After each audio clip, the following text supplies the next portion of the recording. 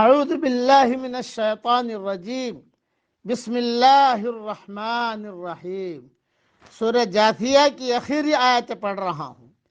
وَلِلَّهِ مُلْكُ السَّمَاوَاتِ وَالْأَرْضِ، اور آسمانوں اور زمین کی بادشاہی اللہ ہی کی ہے۔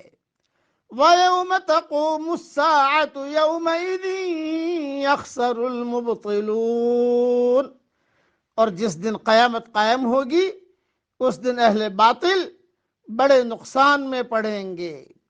وَتَرَى كُلَّ أُمَّةٍ جَاثِيَةً، اور آپ دیکھیں گے کہ ہر امت گھٹنوں کے بل گری ہوئی ہوگی۔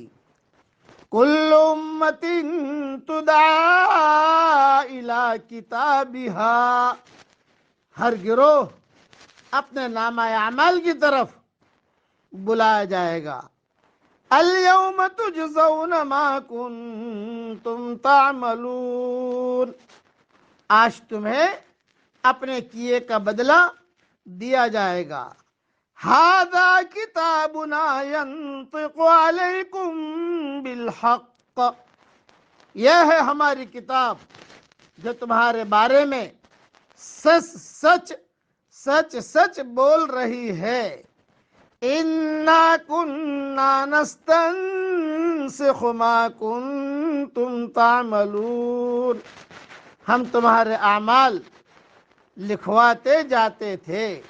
فَأَمَّا الَّذِينَ آمَنُوا وَعَمِلُوا الصَّالِحَاتِ فَيُدْخِلُهُمْ رَبُّهُمْ فِي رَحْمَتِهِ، پس لیکن جو لوگ ایمان لائے اور انہوں نے نیک کام کیے تو ان کو ان کا رب اپنی رحمت کے تلے لے لے گا۔ ذَلِكَ هُوَ الْفَوْزُ الْمُبِينُ، یہی صریح کامیابی ہے۔ مختصر تشریح سن لیجئے۔ یہاں کتاب سے مراد وہ رجسٹر ہے جس میں انسان کے تمام اعمال درج ہوں گے، جیسے فرمایا وَوُضِعَ الْكِتَابُ وَجِيءَ بِالنَّبِيِّينَ وَالشُّهَدَاءِ، اعمال نامے سامنے لائے جائیں گے، نبیوں اور شہداء کو گواہی کے لیے پیش کیا جائے گا۔ یہ اعمال نامے انسانی زندگی کے ایسے مکمل ریکارڈ ہوں گے کہ جن میں کسی قسم کی کمی بیشی نہیں ہوگی۔ انسان ان کو دیکھ کر پکار اٹھائے گا، مَا لِهَذَا الْكِتَابِ لا يغادر صغيرة ولا كبيرة إلا أحصاها، یہ کیسا اعمال نامہ ہے جس نے چھوٹی بڑی چیز کسی کو بھی نہیں چھوڑا، سب کچھ ہی اس میں درج ہے۔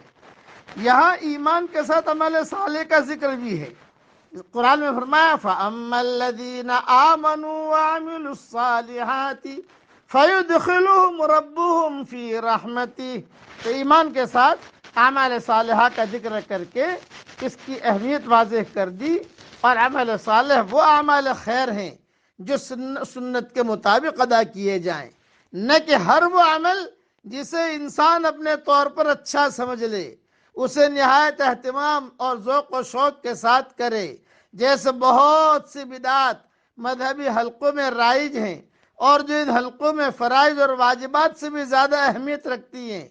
اس لیے فرائض و سنن کا ترک تو ان کے ہاں عام ہے، لیکن بدعات کا ایسا التزام ہے کہ اس میں کسی قسم کی کوتاہی کا تصور ہی نہیں۔ حالانکہ حضرت محمد صلی اللہ علیہ وسلم نے بدعات کو شر الامور، بدترین کام قرار دیا ہے۔